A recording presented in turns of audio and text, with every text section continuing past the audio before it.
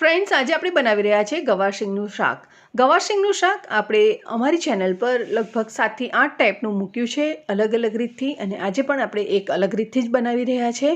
તો વિડીયોને છેલ્લે સુધી જોજો, કેમ કે છેલ્લે સુધી ઇન્ટરેસ્ટિંગ બની રહેશે. કંઈ ને કંઈ મસાલા અંદર આપણે ઉમેરતા રહીશું.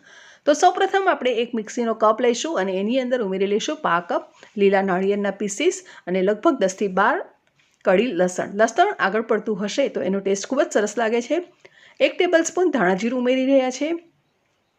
સાથે 1 ટેબલસ્પૂન લાલ કાશ્મીરી મરચું પાવડર લઈશું અને સાથે ઉમેરીશું હળદર. હળદર અહીંયા નાની ચમચી લીધી છે, 1 નાની ચમચી જેટલી હળદર લીધી છે અને અડધી ટીસ્પૂન જેટલું આપણે અંદર જીરું ઉમેરી લઈશું. અને આ દરેક વસ્તુને આપણે મિક્સીમાં ક્રશ કરવાની છે, પણ ખાસ યાદ રાખવાનું કે પાણી બિલકુલ ઉમેરવાનું નથી. પાણી ઉમેર્યા વગર જ આપણે આ પેસ્ટને ક્રશ કરી લીધી છે. તમે જોઈ શકો છો સરસ મજાની આપણી પેસ્ટ બનીને તૈયાર છે. તો હવે આપણે વઘાર કરીશું. તો ચાલો એક કુકર લઈએ અને કુકરની અંદર આપણે ઉમેરી લઈશું 4 થી 5 ટેબલસ્પૂન જેટલું તેલ. તમને વધારે ખાવું ગમતું હોય તો તમે વધારે પણ અંદર ઉમેરી શકો છો. હવે આપણે એની અંદર ઉમેરી રહ્યા છે અડધી ચમચી અજમો. અજમાની સાથે આપણે 5 ચમચી જેટલી હિંગ ઉમેરી દેવાની છે. સાથે તલ પણ ઉમેરી લીધા છે અને થોડું સાંતળી લેવાનું છે.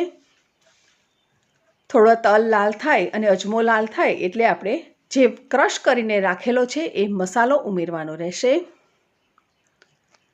અને મસાલાને સરસ ધીમા તાપે, આપણે એકદમ ફાસ્ટ ફ્લેમ પણ નથી રાખવાની, થોડો ધીમો તાપ કરી અને આપણે એને સરસ સાંતળવાનું છે. ફાસ્ટ ફ્લેમ પર તમે સાંતળશો તો થોડું બળી જવાની કે ચોંટી જવાની શક્યતા વધી જશે. એટલા માટે આપણે ધીમા તાપે એને સરસ શેકવાનું છે. આ રીતે લગભગ આપણે 5-1 મિનિટ જેટલું એને શેકીશું.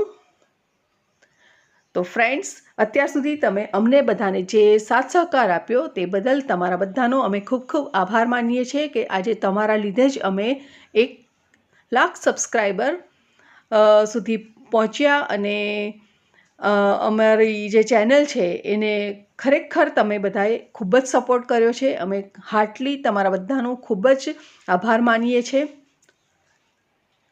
મસાલો સરસ શેકાઈ ગયો છે. તમે જોઈ શકો છો અંદરથી તેલ પણ છૂટું પડવા લાગ્યું છે. તેલ છૂટું પડે ત્યાં સુધી આપણે આ મસાલાને શેકવાનો છે.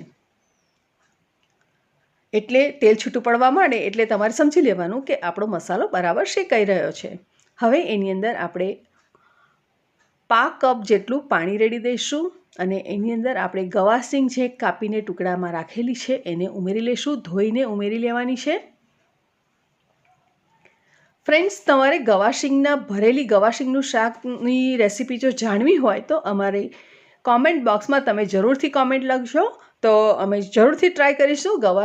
ભરેલી ગવારસિંગનું શાક તમારા માટે બનાવવાની જરૂરથી કોશિશ કરીશું અને તમારા માટે વિડીયો બનાવીને લઈ આવીશું.